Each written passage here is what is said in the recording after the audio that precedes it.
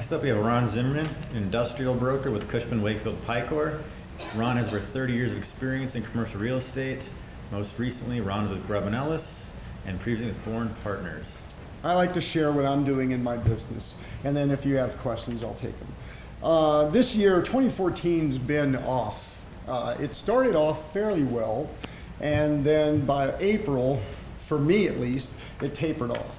And so from April through now in August, it's been relatively slow. I have personally done probably 50 transactions this year, but that's not on par with my normal year.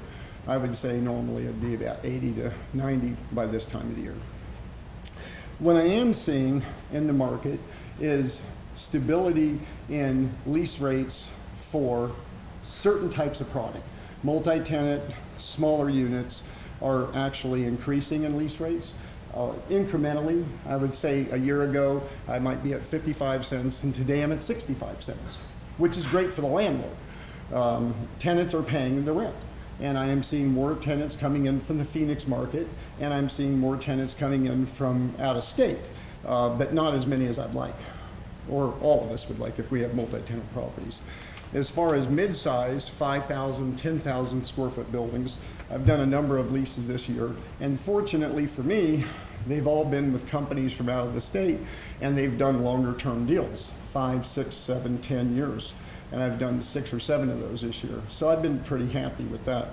I just finished one for 7 years with a company called First Choice Coffee out of, I believe, Kansas. And they had a location up in Phoenix and a little small rental space down here in Tucson, and now they've expanded to about 5,000 square feet, selling coffee in Tucson, which is good. Sales for me have been a little flat, but I have seen a big uptick in bank-owned properties this year. For those of you that are on my mail list, you'll notice that I'm sending out a lot of bank-owned properties. And that was last year in 2012 and 2013, I think I had maybe 6 or 7 through both years. Right now I'm carrying 10, and I'm picking up 2 more bank-owned properties this week. Actually, the listings are done, and I'm pulling the brochures together, and I'll be putting them out on the market. So that will bring me up to 12, and I've sold 2. As far as land sales, I've only sold 1 industrial tract of land. It was 5 acres at a Kolb in Valencia. It's actually an Old Ville address.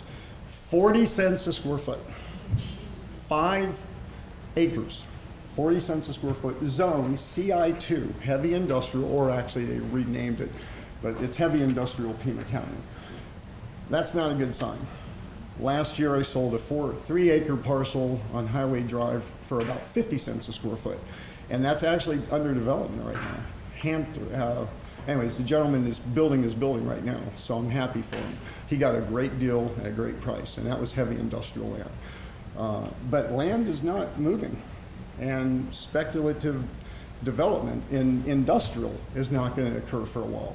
The lease rates, I have people come to me often and ask about this parcel of land or this parcel of land, and if they could build a building on it and how much they need in lease rates.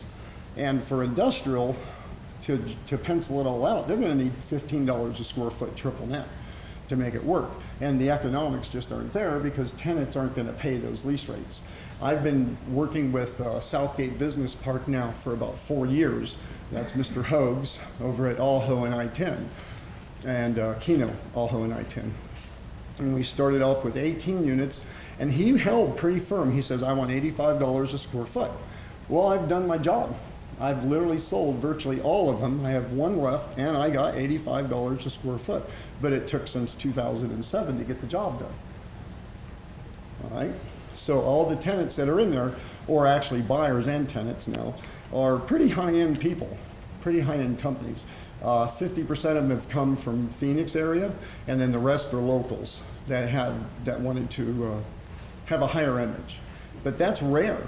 You have other projects that are fairly new and built in the mid-2000s that are sitting vacant still. They're see-throughs, and I think we're going to continue to see that for a while. My business is, I stay busy, but I wish it could be a little bit more brisk, I guess is a good word. I've hit 5 minutes. Does anybody have a question? I'm not a big public speaker, but I love being here. I do. Yeah. We have the Floresco buildings. Yes, I do. Do you see any big footprint? On my Floresco listing, which is a bank-owned property, and my client's coming into town on Friday, you know, we don't see eye to eye on that property. They called me up, and I worked with them for 6 months prior to actually signing the listing. And I did my dog and pony, but I kept telling them we needed to be in the 2.8 number, you know, actually under 3 million, and they came in at 3.5.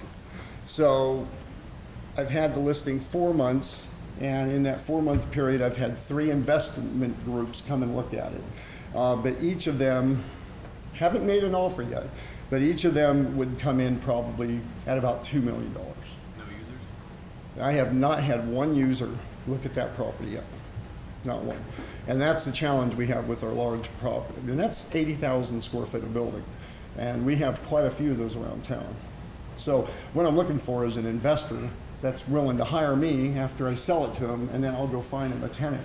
You know, but we just got to get the building at the right price. What else? Any other questions? Yeah.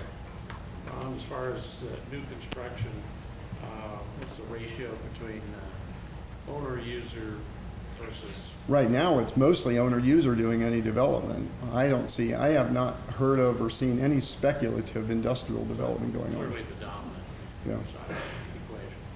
Yeah, and there is some users developing, and it's nice to see it, just like it's nice to see some homes going up around town. But I think the gentleman before Lee, wait, I'm sorry, Gary? Chris, pardon me, mentioned that he made a comment about the future growth. I would love to see 400 million square feet come by 2040. 140 net new. Yeah, that's a lot of square footage. Since 2008, we've actually had negative absorption in this market. And I personally think that we've got another, you had mentioned through the end of the decade, I think that's accurate before we're going to come out of the recession. We have too much inventory. And as long as banks keep giving me inventory and other brokers in this community, and as long as sellers are having trouble keeping their properties, and they've survived now 5 or 6 years after the crash, and now they're starting to taper off, and they're going off, and they're closing shop, and they're giving their buildings back to the banks. And that's not good. But it's still happening. Thank you.